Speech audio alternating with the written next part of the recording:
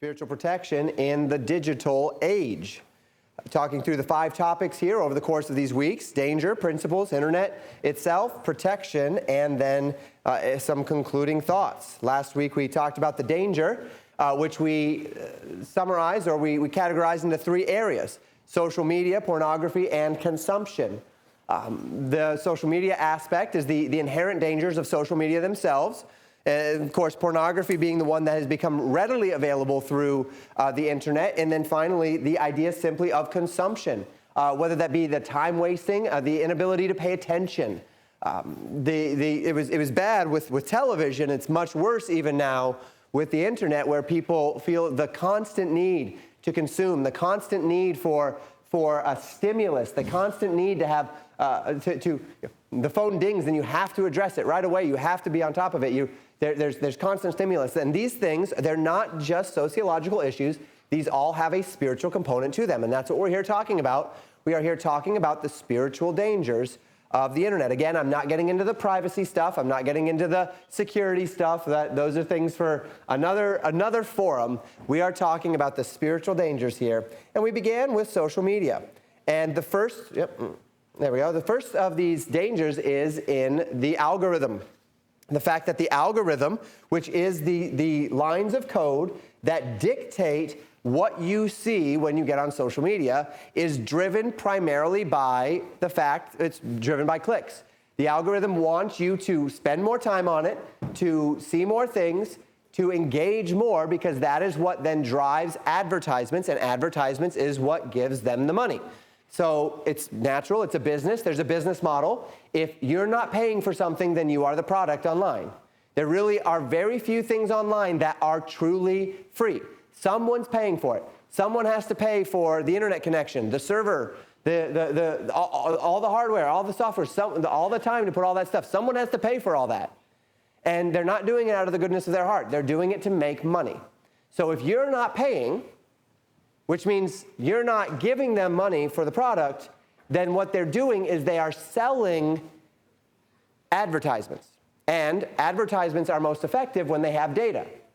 And data comes from you. It comes from your browsing history. It comes from what you click on. It comes from your interests. It comes from your desires. Of course, with someone like Google or Apple, they have everything, right? They have your calendar. They have your email. They have everything, unless they don't, which I would advocate, but that's the security and privacy side of things. But they have everything, which means they can take all of that and they can pour it into their algorithms, and you can get extremely well-targeted ads for the very things that you want, that you like. Of course, Amazon has that for every one of theirs as well. You buy something on Amazon, that goes into the list of things you like.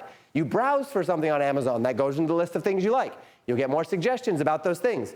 Then they connect those things to Google and to Apple and to Facebook. And so now you're seeing them when you're browsing on Google, the things that you were shopping for on Amazon. It's all connected, and that's how money is made. Now again, this is not inherently a bad thing.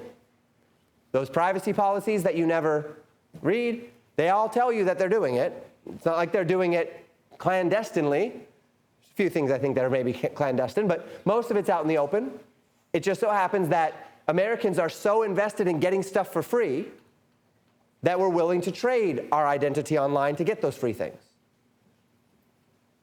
The social media algorithm is intent on knowing you and serving you ads.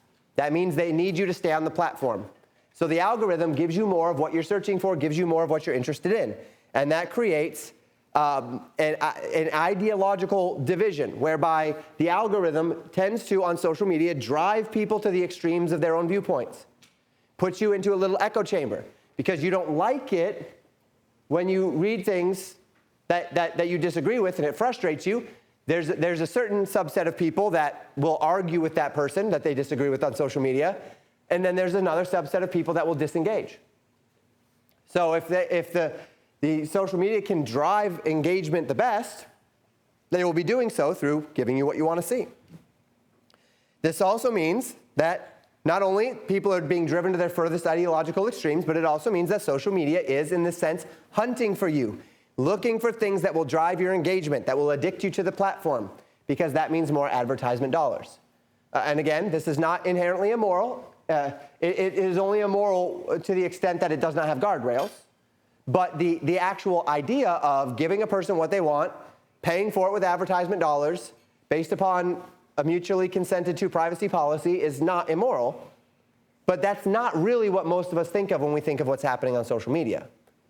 And that's why we're doing this. So social media is designed necessarily to prey upon the worst impulses of humanity, because the worst impulses will always drive intemperance and thus engagement. It wants you to spend more time than you ought to. It wants you to be thinking about it. It wants you to be desiring more and more engagement and thinking about how you can get more and more engagement for your posts. Social media wants that because then they get to sell more ads. Now, there are limitations to this in the United States. Facebook, X, Snapchat, Instagram, they all have various aspects of limitations. There really are none on TikTok because that is a Chinese app and it's specifically designed, I think, to actually tear down the social fabric of the United States. But it's specifically designed to not care about those sorts of moral boundaries. And because they're a foreign company, they have not been made yet to care. Almost happened under the Trump administration, came about this close to banning TikTok in the United States, and then that did not happen under the Biden administration. And now Trump is saying that he wouldn't do it in his second term, so it's probably not going to happen.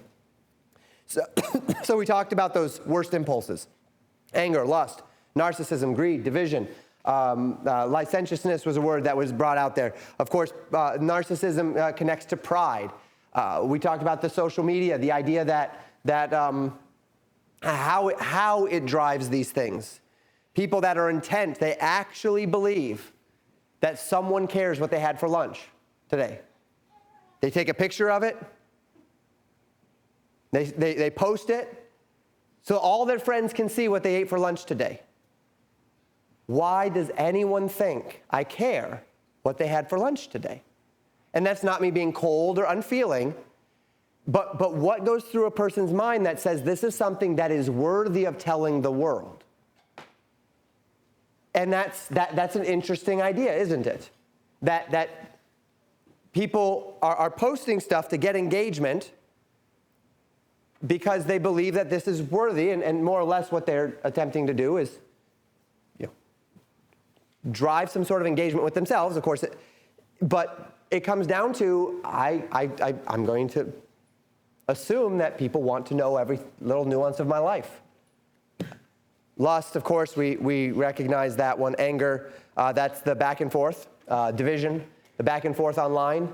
When a person is nothing but digital on the other side, you don't have to look them in the eye. You don't actually have to talk to them. You're typically a lot less restrained as it relates to interaction with them. You do not feel the same pangs that you would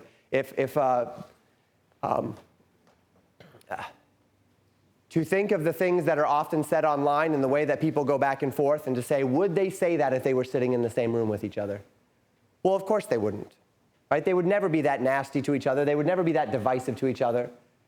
When you humanize the person, but you're dehumanizing them simply by the fact that you're just typing on a keyboard into a big, lit screen. So we talked about those worst impulses. Men's dangers, particularly visual stimulus. And we just touched on these last time. Ideological factioning, sense of camaraderie or purpose. Men's spaces in particular have been torn down today. Places, because of third-wave feminism and all of the things surrounding third-wave feminism, the idea of men's spaces, places where men can go and just do guy things, is something that is much more difficult to find. And even on the internet, men with their typical, edgy humor or whatever it might be, are driven to the furthest points of the internet, where they can be edgy anonymously and where they can have this camaraderie of people who aren't going to judge them or whatever the case may be. And men need purpose. They desire camaraderie. It's always much more difficult for men to make friends than women anyway. And now there's fewer and fewer places for men to be able to go there and to find said camaraderies. And so it's driving men to these ideological extremes simply to find a place where they feel like they can fit in and not be cowed by the system, where they can find that purpose. And it factions these men. Anger toward the unknown on the other end, that's the kind of the violent or violent rhetoric, or the anger toward people that they don't know and just being nasty to them. Women. The dangers for women in this algorithm are the extreme actions that they'll take for social affirmation, predation by said affirmators. So there was, in a typical setting where you have people and accountability and you look people in the eye, there are guardrails for our young ladies as it relates to their natural God-given need for a measure of affirmation, emotional affirmation. That is typically designed to come from father and mother and then transition to husband in their lives. Of course, now we live in a society of broken homes, a lot of fatherless homes. Young ladies don't have that affirmation. And then peer groups have overridden or have replaced family in a great deal of people's lives. And in peer groups, affirmation comes in different ways than it comes in family, because family is family and peer groups are not. And so particularly among young women, not just young women, particularly among women, the desire for emotional affirmation is something that social media feeds. And the further and further extreme actions whereby then, in order to get the affirmations, people who are sitting on the other side of the world and who don't know you and you don't know them, so they don't care about you and they don't know who you are and they didn't grow up with you and they don't have to look your parents in the eye and interact with your parents or your brothers or your sisters. They can feel very free to attempt to prey on you because you're nobody to them. But you crave that little like that comes from them. You crave that number going up. And that's dangerous. And it's natural and it's human, but there's a spiritual thing going on there. Heavy susceptibility to confirmation bias as well. The idea that as long as my peer group believes it, then it's true. And wanting to fit in, having things that I believe and finding a group of people that believe it with me. And that's one of those dangers for women also. So we talked through all of that. So that's the algorithm. This week we get on to the people. Social media is a place of anonymity, which means it's a place where lies are easy. That 12-year-old girl your daughter is talking to online might actually be a 50-year-old man. And as a general rule, there's really no way to know. There are a few states that have required some guardrails, but no social media platform directly requires things such as ID checks or anything of the sort. Even those who aren't misrepresenting their identity can and often do misrepresent themselves. So a person can be whatever they want online. And you've seen this before. Maybe, this has been a part of your own life where you have a social media persona. And have you ever noticed, as far as social media personas are concerned, that things are always going well for people on social media, right? Every picture is a smile. It's either going well or they're fishing for something, right? Such a hard day, sigh, ... right? And we talked about that last week because they're fishing for affirmation. But you've either got that or you've got the person who nothing's wrong on social media. And then all of their friends and peer groups are looking and saying, oh, if I could just be like so-and-so, their life is so good. Look how happy they are. Look how happy their kids are. But it's all a facade. And underneath, it's not that way, but that's just how they present themselves. We can do this at church too, can't we? We can clean ourselves up on a Sunday and we can come and we can sit in the seats and we can look nice and nothing's wrong and the family's well, and then you get in the car and it all falls apart. And that's the danger. That danger that Cindy had mentioned last week, that everything we're talking about is not new to society, right? The gossip and the abuse and the predation and all of those things. And that's absolutely the case. It's always been there. But has it ever been this accessible? Has it ever been in our homes in this way? Has it ever been so personal? And it's the same with this idea. It's always been a possibility to clean yourself up for church and to come and present yourself a certain way at church and to be a mess at home. But now the facade can go deeper because it's not just on Sundays, but every day of the week you can post the little snippet of your life where #blessed, and then but your life is actually a mess. But you are compelled to present yourself as something different online. And this is entirely possible. Social media is an inherently fake place. And that's difficult for any human to interact with, much more so young people. As you become an adult, you realize that people are fake. You know that what is being presented is curated.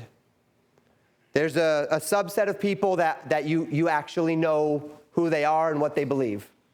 And in all honesty, with everyone else, I don't even want to know. I got off of social media in 2016, off of Facebook. Before that, of course, used Facebook like all of the people of my generation. And then came the election of 2016, the Trump-Hillary election. And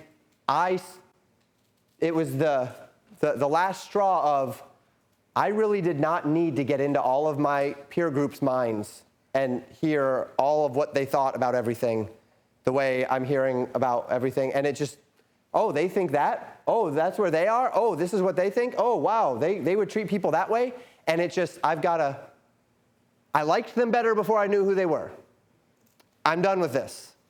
And it exposed something, which I guess there may be some value in that, but it's difficult, whether one way or another, it's difficult for humans to interact with a bunch of fakery.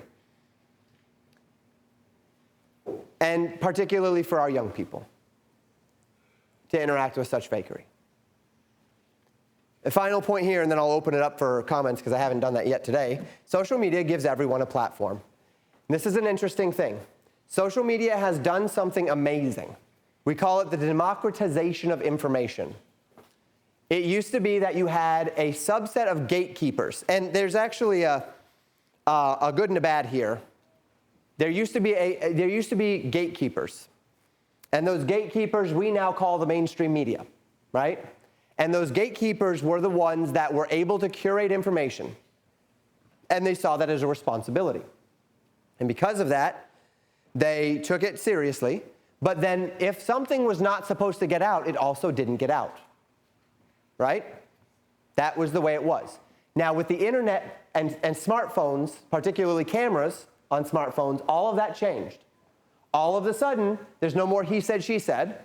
It's all on video, right? Every police stop, even before they wore body cams, was getting on video. Now they want the body cams because in the camera video in the car, they don't start the video, or at least they don't show the video until the part where there's no context, right? They only show the video at the point where the police obviously looks like the bad guy and the passenger's the good guy. So now police wear body cams so that they can say, wait a minute, there was more to that interaction, and that's a good thing. But for all of these things, cameras, that's great. Citizen journalists, great. We're seeing things that never would have come to light before. Internet, great. That means that we don't have gatekeepers for information. That means that now things are open, and then that closed, right? Facebook, YouTube, Twitter. In 2020, it was very obvious during the election there that they shut down legitimate information to affect the election.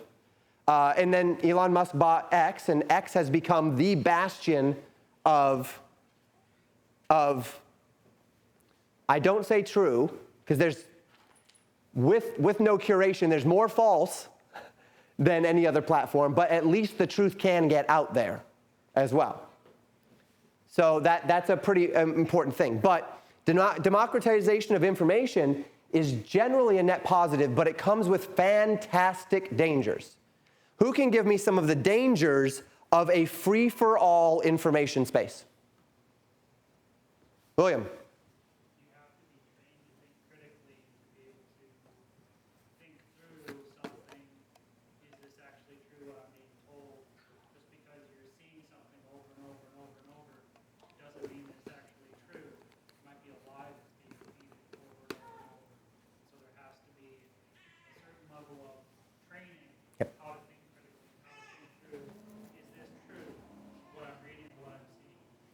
Very good. You have to learn to think critically about the information you're seeing, because anybody can post anything they want online. And this is such a mindset shift.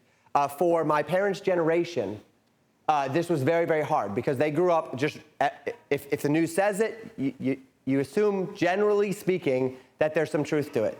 But then you get online, and a person could just make up whatever they want, and they can make a nice site that looks credible, and they slap a bunch of fake headlines up, and who's anyone to know, right? And we have to be so careful with the information that comes, and what that means is it takes quite a bit of extra work to get your news off of the internet, to get information off of the internet. You can find sites that you generally trust, but everything, it just takes a great deal more work, and you have to take everything with a grain of salt. Good. So that added level of discernment. What are some of the other dangers?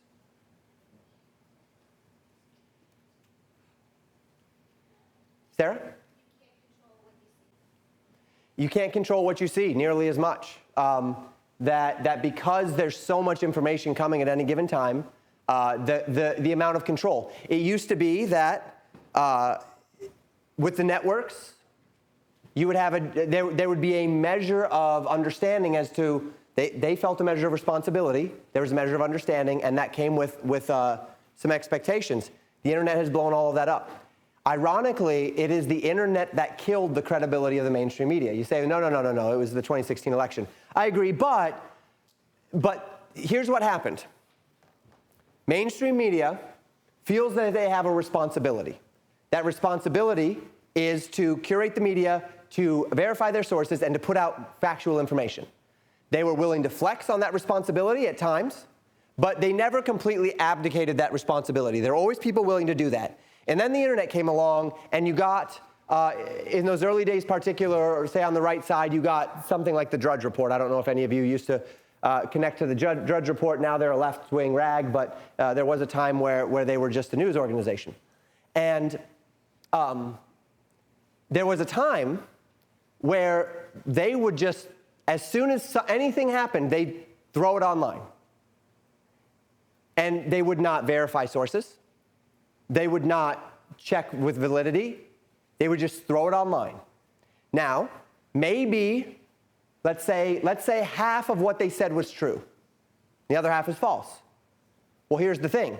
For that half that is true, the mainstream media comes a week or two later after they've diligently verified their sources, they've checked and double-checked, they've made sure that there's enough to corroborate or not, and if there's not enough to corroborate, normally they wouldn't even release the story.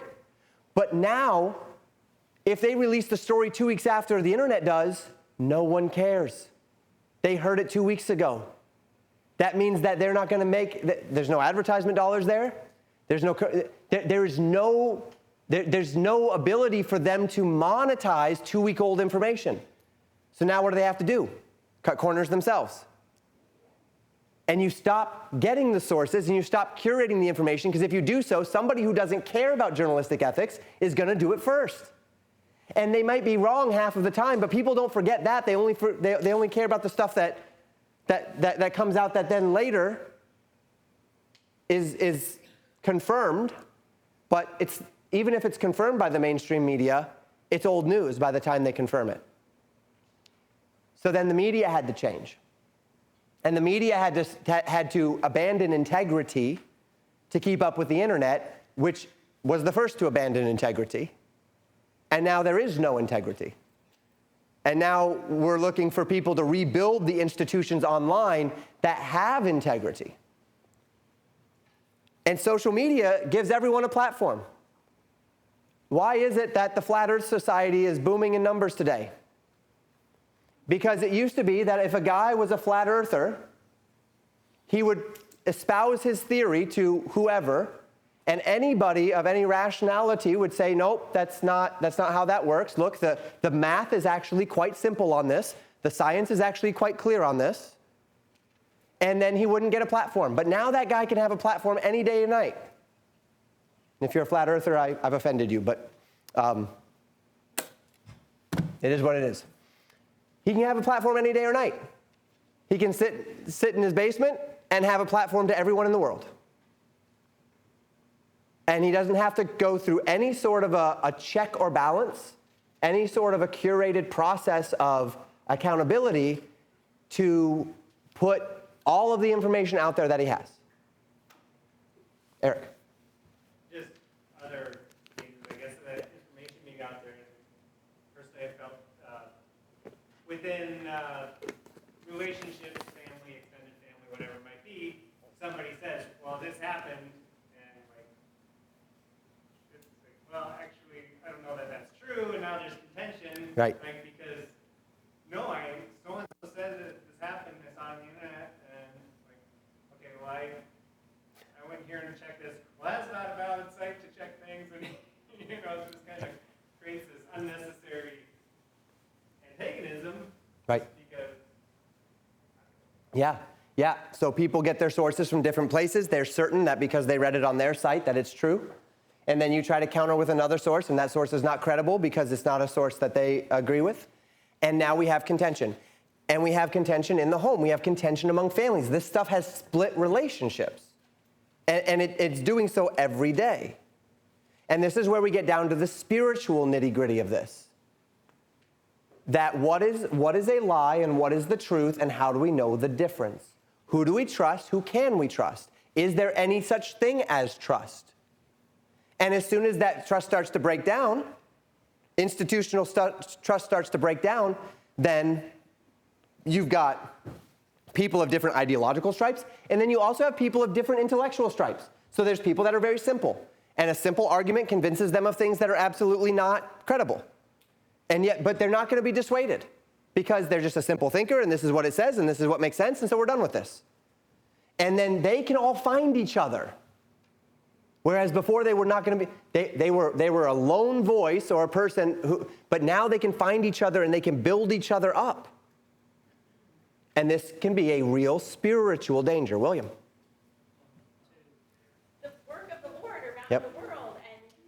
And this is where it's going, which is if we can't even know what is true, what happens when wolves in sheep's clothing start using the internet, right? What happens when the cults start their campaigns? And it used to be that snake oil salesman would come into town and he'd start preaching his heresy, and pastors in the area would say, I'm changing my sermon series for this month. And they'd start preaching against that guy until he was run out of town, spiritually speaking. But now, I get you for my 3 or 4 hours a week, and the internet gets you for the rest of them. And you can run across that one theory that confirms your priors, or that answers that question. That pastor says, you know what, that's just one of the mysteries of God. And nope, someone has an answer, though. Someone has an answer to that question. And it puts you down a rabbit hole, and it puts you into a spiritually dangerous place. And this one's a big one, too. So the mainstream media changed to adapt to the internet. Try convincing the modern 20 or 30-something, 40-something person that now the mainstream media was not always that way. That there was a time where they were credible and then they stopped being credible in response to something. So now they go back to the moon landing, or they go back to fill in the blank, and they say, it's all a hoax, it's all fake, everything's fake, the government's always been this way, it's always been ideologically subverted. And maybe that's not true. Maybe there was a time where the news actually did put something out of truth because they felt a responsibility with journalistic integrity to do something, but then that changed at some point. But now we impute that upon World War II and the Holocaust, and it's always been a government thing, and it's always been subversion, and it's always been, well, has it always been that? And at the end of the day, we don't know. Right? There's certain things you can know, and there's certain things you can't. But at the end of the day, that's what it does. It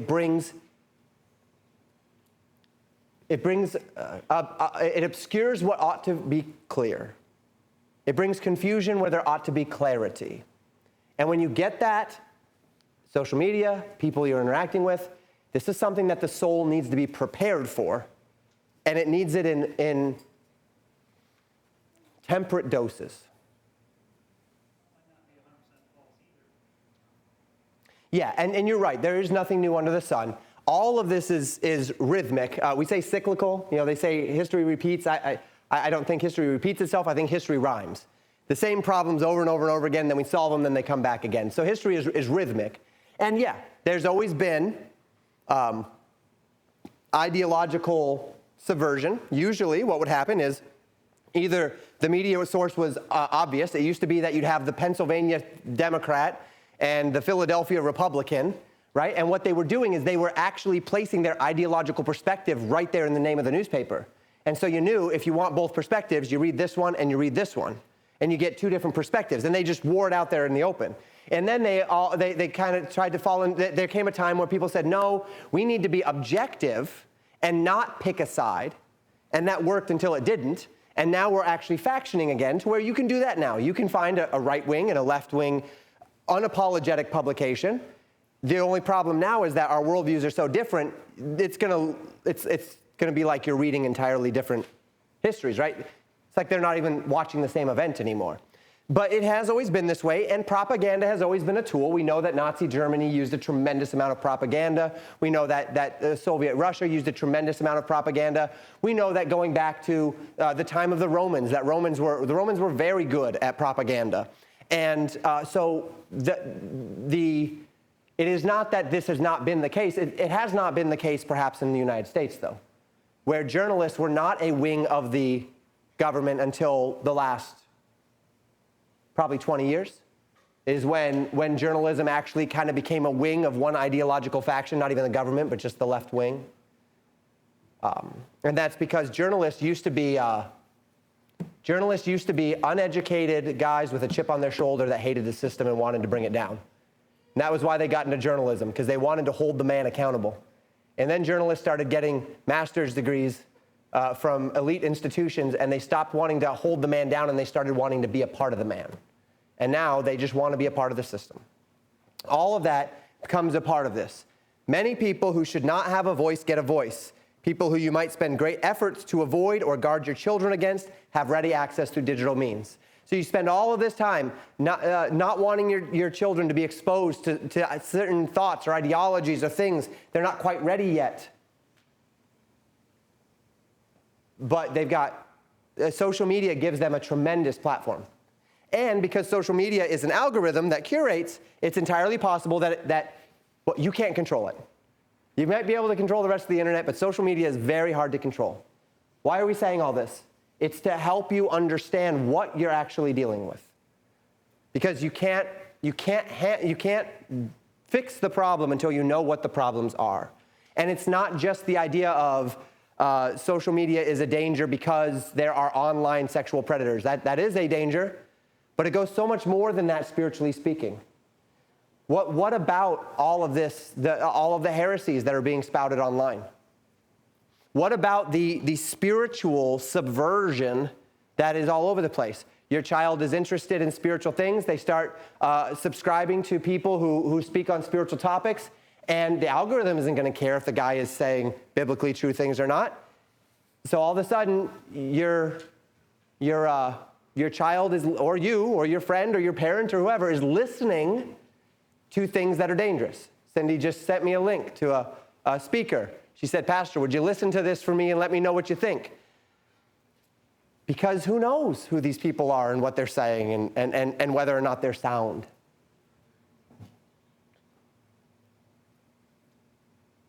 So that's social media. Eric. And just an extension of that, like, but, question it. That's right. It's like, well, probably right. AI is the natural next step, where now AI is curating all of this and is putting it out there. And in theory, if you actually have a objective AI, then what AI becomes is a really, really useful research assistant. Right? Instead of you having to consult 20 sources, it consults all 20 sources, it curates that information, and it doesn't interpret it, it curates it, and it hands it to you. And then you interpret it. But the only one that I've seen, there are two right now that are generally good curators.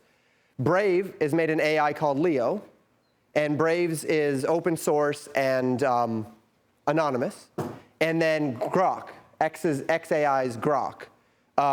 Has been generally a good curator. The other ones, ChatGPT from OpenAI, Gemini from Google, there's another one.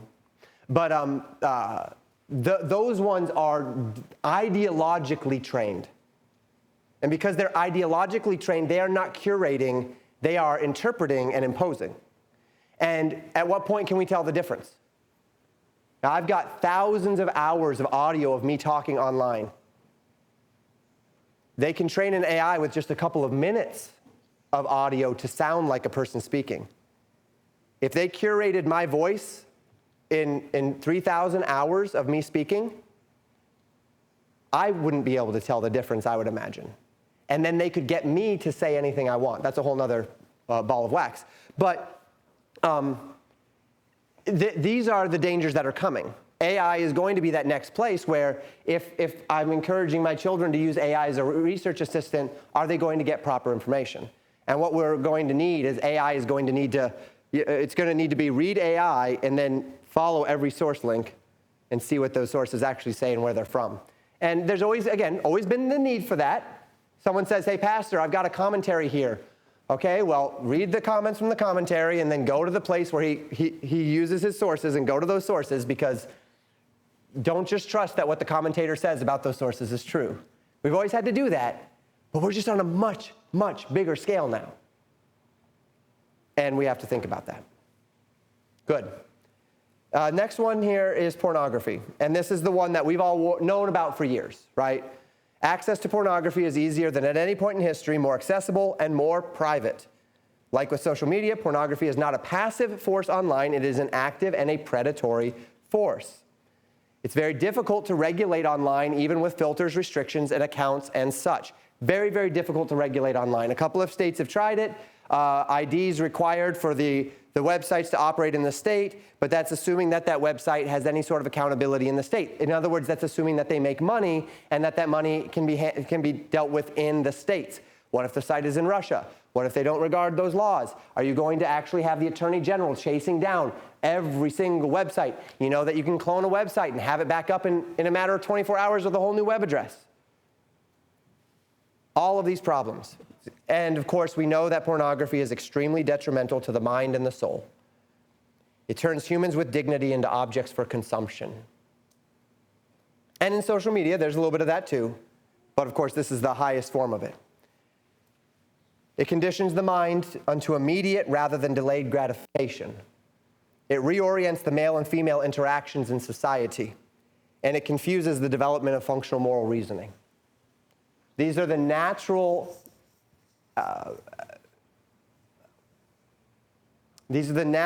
effects of pornography on the human mind and soul. Commodification of people, seeing them not as a human, living, breathing human with a soul that's going to go to either heaven or hell, who has parents and siblings or children, who has these needs and these desires, and who is a person, and instead it's just an object of consumption. And that is a fundamentally dangerous reorientation of the mind and how men and women interact in society. And of course, this idea of immediate rather than delayed gratification. That if I have any impulse or any urge, that I can just take care of it now. And there's always been that, right? We've always had people that have struggled with that, whether that be eating or whether that be lust or whether that be purchasing things, right? Going out and just buying things, gambling, all of those things. People have struggled with delayed gratification. Now bring that into their homes. I didn't even put internet gambling on this. That's probably something I should add to the list. Put it in the vice section, pornography and gambling. Immediate gratification. It used to be that you'd at least have to go somewhere and run the risk of being shamed for doing it. Now society first says no shame.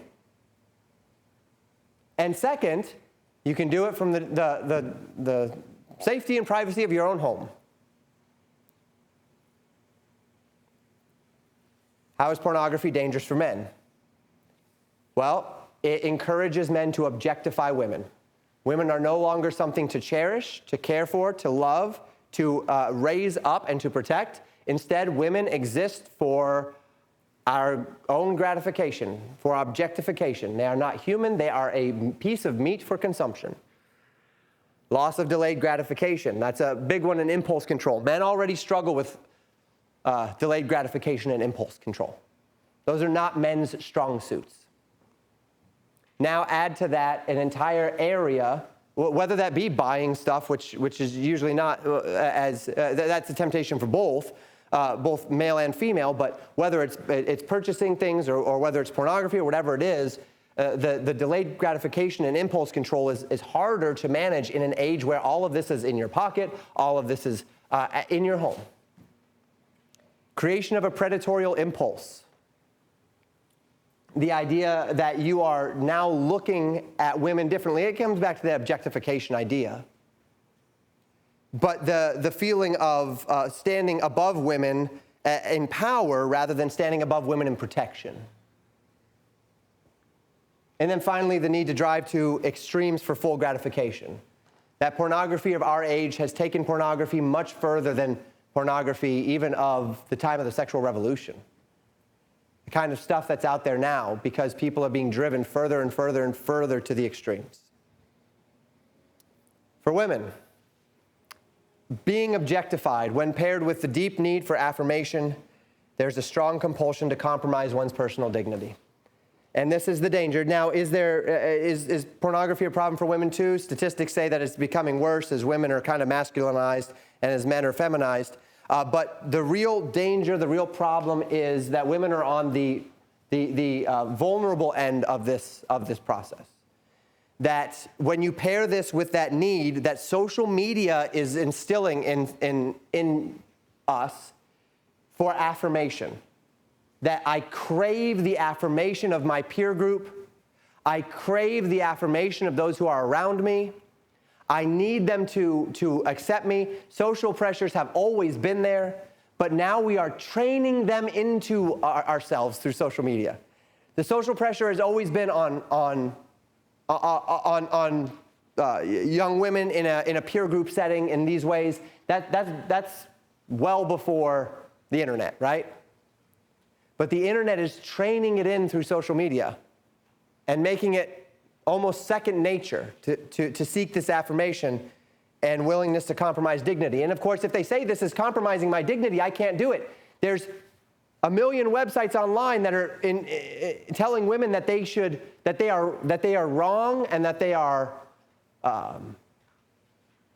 backwards thinking if they actually believe it, they're going to compromise their dignity. And so there's an entire wing of the internet that is encouraging women to compromise their own dignity and saying it's a good thing, it's a right thing, this is empowerment. It's not empowerment, it's enslavement. Harms done to relationships, of course, most specifically with a husband. Whether that's the husband to the wife or the wife to the husband, the relationship is hindered and damaged with said exposures. Any thoughts, questions on pornography? I think that's the one that most of us understand the best as far as this danger is concerned. But I'm happy to sit on it if we need to. And of course, with young children here, that's the one that we'd desire not to probably rest on for too long. Last one then is consumption. The internet has created a culture of consumption in every aspect of life. Lust is discussed, news, 24-hour news cycle, merchandise, same-day delivery, video, the great time vacuum, right? You sit there watching cat videos for 2 hours, and where do those 2 hours go? And it is entirely, cat videos are not wrong. They're not sin. But 2 hours of your life, that time, which is in fact a commodity, that every single second that ticks by is a second that you will never, ever, ever, ever have back, and you can't have back. And those seconds are finite. And when all of those seconds are spent, they're used up, which God only knows how many of those we have, you get no more in this side of eternity. And when 60 seconds in a minute, turns into 3,600 seconds in an hour, turns into 7,200 seconds in 2 hours, and those 7,200 seconds are spent on cat videos, and they're gone now. All of these things are something that the internet has created in a way that we've never quite had them before. Again, we've had television, we've had internet, but never has there been a source that's so customizable. Used to be, you'd turn on the television and you'd flip through the channels, and growing up, it was only 13 of those for me on a little push-button TV. And then, go over to the grandparents' house, and they had cable, and there's still nothing on. But you go through those channels, and if there's nothing that you wanted to watch, you just turn off the TV and go do something else. But what happens when you can choose what to watch at any time, day or night? What happens when the entire world of content is effectively open to you? There's no limits except the limits that you will instill in your own spirit. And what we're going to drive through in protection is, at the end of the day, what we have to do is we have to learn how to be disciplined, moral, have integrity, honor, ethics. Because the only limiting factor to the internet is the limits we place. But with our children, they need to learn, they need to grow, which means it's up to me to build those limiting factors physically until I can grow them spiritually to the point where they can instill their own.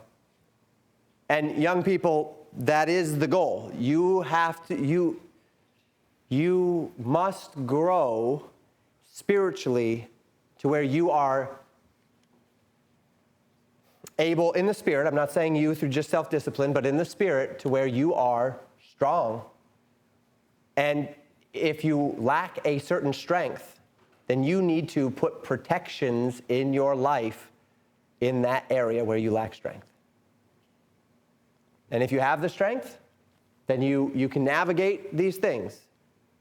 And if you don't, then you need to be humble enough to not. But these are all the dangers here of the internet as it relates to consumption. Constant consumption, divorced from true human interaction, creates people who are ideological informed but emotionally distant. Distracted and divided from true relationships in deference to false relationships. You have all of your buddies online and you don't know them and you've never seen them and you don't know what they look like, but then they won't talk to their neighbors. They don't know their neighbors' names. Interesting world we live in, isn't it? Consumptively pacified but lacking emotional or spiritual contentment. When they get tired, like a drug user or like an alcoholic, when a person is tired or doesn't want to fight with the day, they just go and they consume something. And they're not using their minds, and they're not solving any problems, and they're not allowing the Spirit to speak, and they're not meditating on the Word of God. Or you go to meditate upon the Word of God, and all of a sudden your phone starts dinging. Or you say, I want to look up that word, and you look up that word, but then you notice you have emails, and so you start curating your email list. And next thing you know, all of the time that you'd spend reading the Word of God is curating an email list. Or you're trying to pray, and then all of a sudden that ringtone for mom or dad or sister or brother or friend dings, and got to go answer it, got to go address it. And we're consumptively pacified, but we're lacking in emotional and spiritual contentment. How do these dangers manifest for men? And then we'll be finished here. Men's natural difficulty with friend groups is amplified when falsely fulfilling his desire for community. So he has a community online, but it's not actually bringing about the true community that a man needs. Where we would sit down in a room and care for each other and pray for each other in a knowing way. Men are fooled into replacement. Got some typos here, huh? Men are fooled into replacing, I think that's supposed to say, digital involvement or interaction for physical involvement and interaction. Whether that be with his wife, whether that be with his peer group, whether that be with his church. On the beginning of every single YouTube video that we have, and at the end of every sermon audio recording, it says that Legacy Baptist Church online is not an adequate replacement for a local church. It is not. It cannot be. we will not live stream our services. It's never going to happen. I'll put them online after the fact, but I'm never going to live stream these services. Come to the service if you want the service. Don't sit at home. I know it helps that when people are sick or when people are out of town, and we'll call those side cases, but I think that the potential detriment of live streaming is greater than the benefit. Because I don't want God's people sitting at home consuming this content if they could be here. Now, if it has to happen, it has to happen. And I'm not going to jump down your throat if you do. You want to, even this series, I've got some people that have said, hey, Pastor, we're gonna watch it from home, this reason, that reason. That's fine. I'm not here to judge your reasons. I'm not here to tell you to come. We're putting them online so that they can be a resource, and that's just fine. But what we want to avoid is allowing the digital to be in place of the actual interaction, where we can shake each other's hands, where we can look each other in the eye, where we can talk to each other. And this is something that, again, is easier for men to just fall into than necessarily women. And for women, women can stress buy much more easily. That's one of those things that's stereotypic, right? That the woman goes out and she buys a bunch of stuff. That is something that is more common among women. The news cycles can become emotionally overwhelming, driving women to sources of false assurance or security. Again, I'm not saying either of these is only women. However, my experiences, the general recognition of what we find in society, the way women are wired versus how men are wired, the constant news cycle can be something that is truly difficult, significantly more difficult for women than for men. And then they go to find false assurances or false securities for what is a generally insecure thing, which is what's happening in the world around us, through finding people who are dogmatically saying this is going to happen and that's going to happen, and just clinging on to it, whether it's false or not. And then personal community is replaced with digital community. We've talked about that already. And so that's the danger of consumption. Thoughts on that?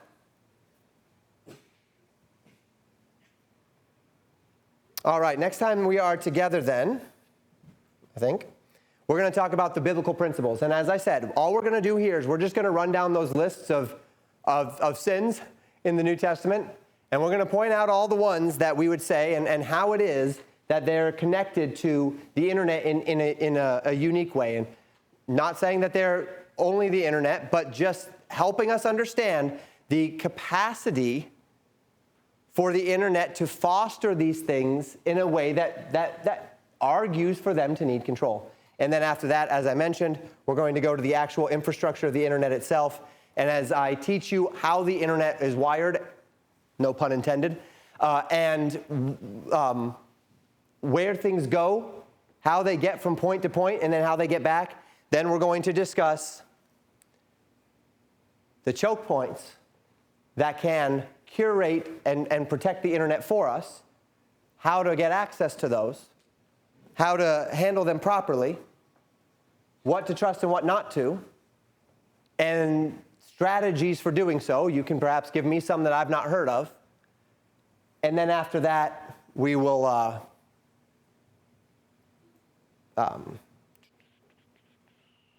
then we'll talk about, the actual, all the protection elements. And there's where we're also going to get into the spiritual. What do we need to be doing in our lives to protect us spiritually? Because no matter how much we put protections in place, there is no 100% on the internet. There is no way that you will get the internet to be 100% safe for you or for your children. I'm telling you, it will not happen. So then we do the best we can, and everything else comes down to my relationship with God. And then we'll have some concluding thoughts. All right, so that's it for today. Thank you for your attention and for your interaction. We'll continue there next week.